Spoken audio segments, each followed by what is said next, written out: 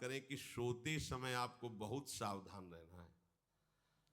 और प्रायः गलती सोते समय करते हैं उपासक की, कोई प्रपंच की बात याद करते हुए या मोबाइल देखते हुए या कोई गंदी चेष्टाओं का आपकी रात बेकार चली जाएगी। अगर गंदी चेष्टा हो गई तो सुबह भी बेकार हो जाएगी, दिन भी बेकार हो जाएगा, निरुत्साहित हो जाओगे। सोते समय आपको समय नहीं देना व्यर्थ चिंतन का। उसी समय विषय चिंतन होता है, उसी समय विषय भोग की आकांक्षा जागृत होती, उसी समय विषय देखने की इच्छा होती। मोबाइल है तो जिस समय आप अपनी शैया पर जाएं स्विच ऑफ कर दें। उसमें मैसेज घंटी आने का कोई भी रास्ता मत रखें। मान लीजिए आप उपासक हैं भगवत प्राप्ति के, 30-35 वर्ष ये नहीं था तो सब मर नहीं गए थे। और बोले इमरजेंसी, जब इसकी 30-35 वर्ष से पहले इसकी कोई रचना नहीं थी, मुझे लगता है, क्योंकि 30-35 वर्ष में ही इसका विस्तार देखा है। नहीं तो कभी किसी के पास मोबाइल नहीं। कोई बड़े अधिकारी तो इतना बड़ा वो, इतना बड़ा वाला वो ऐसे रखते थे। नहीं तो मोबाइल तो हमें लगता है 30-35 वर्ष। तो फिर इमरजेंसी कैसे चलती थी? कैसे चलती थी इमरजेंसी? और आप ब्रह्मा हो क्या कि इमरजेंसी संभाल लोगे? स्विच ऑफ करो। जो सब इमरजेंसी संभालने के लिए तैयार, रात दिन न सोता है, वो हर समय जागृत रहता है, वो हमारा आराध्य देव है। स्विच ऑफ करो, चिंतन लगाओ श्री जी का।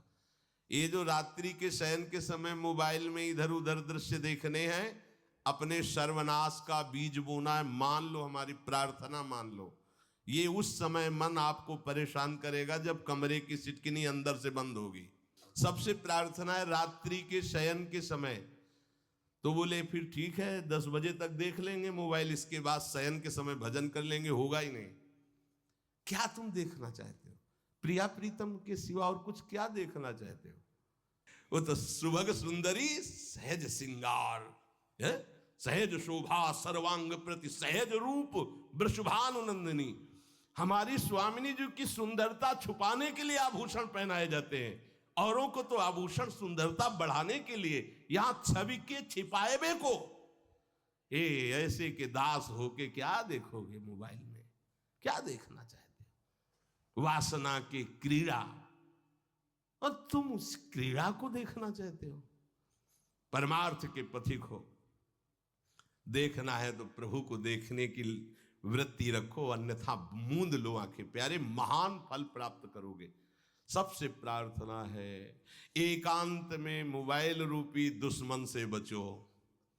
क्योंकि जब आप गंदी बात कहीं देखोगे तो आपके अंदर वैसे ही चिंतन बनेगा, वो ऐसे ही लगेगा मैं भी ऐसा करूं, मैं भी ऐसा भोगूं, मैं भी ऐसा देखूं। मान लीजिए आप, जब हमारे शास्त्र कहते हैं कि पशु पक्षियों के मैथुन को भी नहीं देखना है, अगर ऐसा एक बार दृष्टि पड़े तो मानसिक प्रणाम करके दोबारा दृष्टि न देना। और आप मोबाइल में ऐसी चेष्टाएं देखोगे, कैसे आप भगवत भजन करोगे? कैसे भगवत प्राप्ति का उद्देश्य रख पाओगे? ये कलयुग की बहुत महीन चाल है कि उसके बिना काम नहीं चलेगा और हम तुम्हें काम से युक्त कर देंगे। इसके बिना काम चलेगा नहीं, तुमको रखना पड़ेगा। और जब तुम इसे रखोगे तो हम काम अपना कर लेंगे। कलयुग ने कहा हम अपनी व्यवस्था बना लेंगे। यहां कह रहे जब आप नींद में जा रहे हैं तो बिल्कुल मानो मृत्यु शैया पे जा रहे हैं। आपको उस समय नाम जप में बहुत ध्यान देना है, कहीं मन बहक ना जाए। तो क्या होगा, 5-6 घंटे जो आप लेटोगे ना, वो भी भजन हो जाएगा। हमारा जो सततम योमाम स्मरति नित्यशा है ना, ये पूरा हो जाएगा। नहीं, उस समय हम सो जाएंगे तो हमारा 6 घंटे का वियोग हो गया, 6 घंटे भजन रुक जाएगा। और ये 100% पक्की बात अनुभव की कहते हैं, यदि सोते हुए भजन करोगे तो जगते। कई बार तो पकड़ा है कि अगर आधे पद में बेशुद्ध हो गए तो वो पद पूरा जगते ही शुरू हो गया है। मतलब बीच में स्थिति भागवती की रही। जैसे बेहोश करते समय हमने कहा था जब ऑपरेशन के हमें बता देना, तो उनका बाबा अब इंजेक्शन लगाने वाले हैं तो वो 1 मिनट हमें केवल दीजिए, अपनी चित्तवृत्ति। तो जब होश आया तो वही पहले चिंतन चल रहा था, वही चिंतन।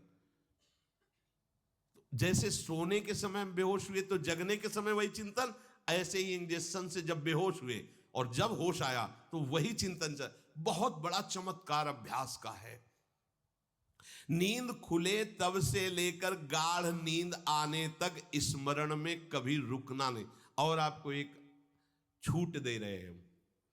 कभी कभी क्या होता है कि एक मंत्र में, एक नाम में जैसे बहुत देर अभ्यास करते हैं तो मन उबने लगता है, इसका स्वभाव है।